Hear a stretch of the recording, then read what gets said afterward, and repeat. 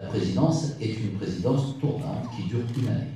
La première année, c'est David Lisnard qui présidera le pôle métropolitain. L'année suivante, ce sera moi-même. Et l'année d'après, ce sera Jérôme. Et les Alpes d'Azur, on dirait. Les Alpes d'Azur, ils sont inamovibles. Ils sont premiers vice-présidents sur toute la vie. Ah oui, et peut-être une énergétique, on va y réfléchir. Donc, cette situation est une situation qui montre bien que ça n'est pas une stratégie politique, c'est une stratégie d'harmonisation, de coordination et d'amplification des projets. Le deuxième élément, c'est que dans nos statuts, il n'y a pas d'administration dédiée. Les administrations sont des administrations que nous avons déjà dans nos compétences et dans nos communautés d'agglomération, communautés de communes. Le siège sera à Grasse, parce que c'est la sous-préfecture. Nous avons aussi ensemble décidé, ça n'est pas dans les statuts, mais c'est dans un engagement fort, que chaque trimestre, il y aura une action forte, dédiée, et que cette action, elle sera coordonnée et elle sera unitaire. Nous avons décidé de mettre en place une politique collaborative renforcée. Et vous savez, il y a l'économie collaborative, et nous faisons de la politique collaborative. Au vrai sens du terme, la gestion de la cité collaborative, la gestion des flux humains.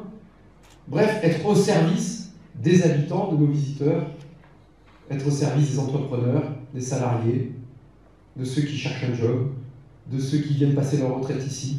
Et en évitant tous les travers que l'on peut rencontrer parfois, qui sont ceux de l'organe qui précède la fonction.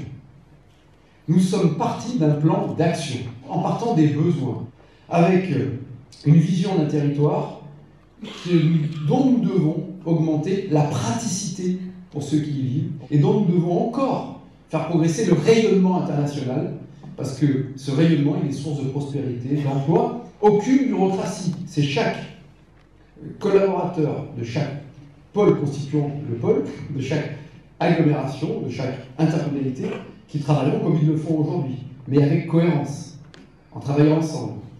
Aucune administration, aucune bureaucratie, aucune indemnité, aucune rémunération supplémentaire. La volonté, mesdames, messieurs les maires, de créer un pôle métropolitain qui réunit nos 4 collectivités ne se justifie pas uniquement parce qu'on a une proximité géographique. Elle se justifie bien au-delà, parce que, certes, nous sommes voisins, mais au-delà, il y a une logique d'intérêt pour nos administrés. Une évidence territoriale et économique qui sera bientôt, à partir de ce moment que nous partageons ensemble, un moment historique, eh bien, sera une réalité. Plus que jamais, nous sommes conscients qu'aujourd'hui, nous devons travailler en complémentarité et non en concurrence. Plus que jamais, nous sommes certains qu'il faut agir ensemble, dans la même direction. Ensemble, main dans la main, nous serons plus forts pour défendre nos territoires. C'est en voulant construire l'avenir de ce territoire et d'une partie du département des Alpes-Maritimes que vous avez pensé à vous associer. Et en même temps, je veux vous remercier parce que cela a été fait dans un deuxième temps, de faire un appel à Alpes d'Azur. Parce qu'aucun d'entre nous ne fait de transfert de compétences. Chacun d'entre nous ne demande pas non plus à ce qu'il y ait une part de l'impôt du contribuable qui soit mobilisée. Donc c'est à l'économie que nous faisons cela.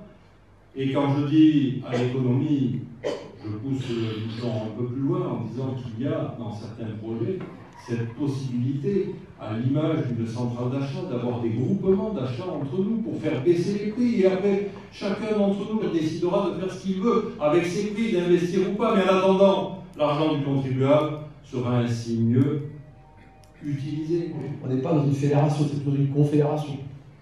Je ne sais pas si on fera la Suisse, la France, mais pourquoi pas.